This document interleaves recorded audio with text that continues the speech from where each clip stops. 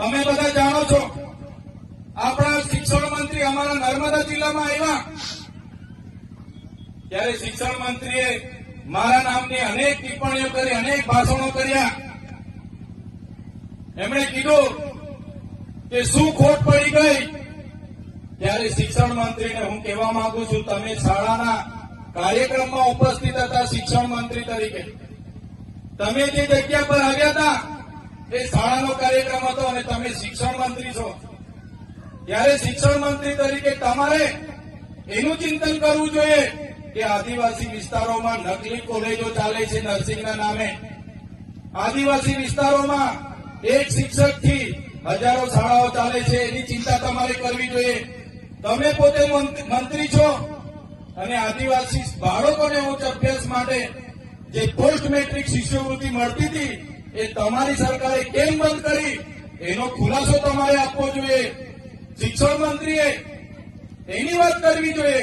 એની જગ્યાએ ચૈતર વસાવા શું કરે છે એની વાત કરતા. ત્યારે એમણે કીધું કે અમે તો કાલે વડાપ્રધાનને મળીને ભીલ પ્રદેશ આપી દઈશું. પણ ભીલ પ્રદેશ કઈ રીતના ચલાવશે? અહીંયા તો કોઈ આદિવાસી ટેક્સ ભરતા નથી. ત્યારે શિક્ષણ મંત્રીને ખબર ન હોય તો એમની જાણ માટે હું કહી દઉં છું, આદિવાસી વિસ્તારમાં જે પાણી છે, વીજળી છે, લિગ્નાઇટ છે, રેતી છે, પથ્થર છે, જળ છે, જંગલ છે, જમીન છે, એમાંથી અનેકો કરોડો ને પણ અબજો રેવન્યુ અમે જનરેટ કરીએ છીએ. એનાથી આ દેશ ચાલે છે. અમે કોઈના પર ભીખ નથી માંગતા. અમે સવારેથી લઈને અમે ટેક્સ ભરીએ છીએ. માચીસથી લઈને જે પણ સામગ્રી અમે લઈએ છીએ એનો ટેક્સ અમે ભરીએ છીએ. અને તમારા મળતિયાઓ, એનજીઓ, એજન્સીઓ, કોન્ટ્રાક્ટરો ટ્રાઇબલ સપ્લાયનું કરોડોનું બજેટ સગે વગે કરે છે. ત્યારે આદિજાતિ વિકાસ વિભાગે, તમે મંત્રી છો તો આદિવાસી બાળકોની સ્કોલરશીપ કેમ બંધ કરી એનો ખુલાસો તમારે આપવો જોઈએ.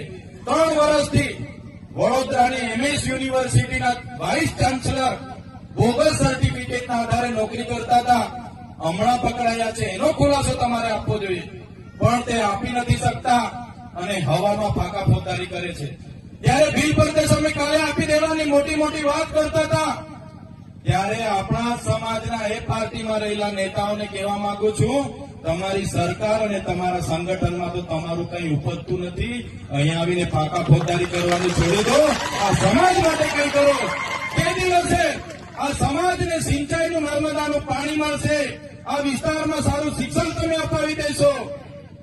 આ વિસ્તારના બાળકોની સ્કોલરશીપ ચાલુ કરી દેશો. બોગસ કોલેજો પર કાર્યવાહી કરશો.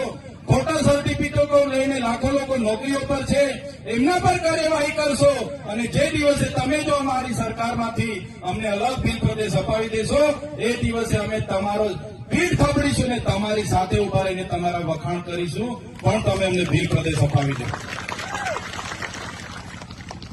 સાથીઓ, આજે મને અહીંયા આમંત્રણ મળ્યું. આપણી આદિવાસીની 27 અનામતની બેઠકો છે, જેમાં આદિવાસી લડી શકે. એ કોઈ પણ પાર્ટીમાંથી લડીને જીતી જાય.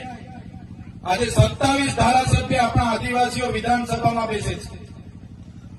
પણ આટલી મોટી સમસ્યાઓ વર્ષોથી આપણી ચાલે છે. 73 એની જમીનો બધી દાહોદ હોય, મહીસાગર હોય, પંચમહાલ હોય, કેવડિયા હોય, નર્મદા હોય, આ સરકારના અધિકારીઓ શ્રી સરકાર કરીને બધા એમના મળતિયાઓને આપી દે છે. એક પણ નેતા આદિવાસીઓની જમીનો માટે, એક પણ નેતા આદિવાસીઓના શિક્ષણ માટે, એક પણ નેતા આદિવાસીઓના આરોગ્ય માટે બોલવા તૈયાર નથી. બધાને પોતાની ટિકિટોની પડી છે.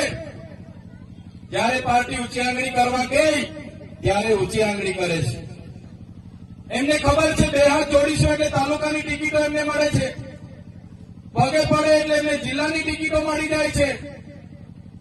અને ઉપરા પડીને દંડવત કરી દે તો ધારાસભ્યની ટિકિટ મળે છે. એ જ આપણા નેતાઓ પાર્ટીઓમાં કરી રહ્યા છે. આજે હું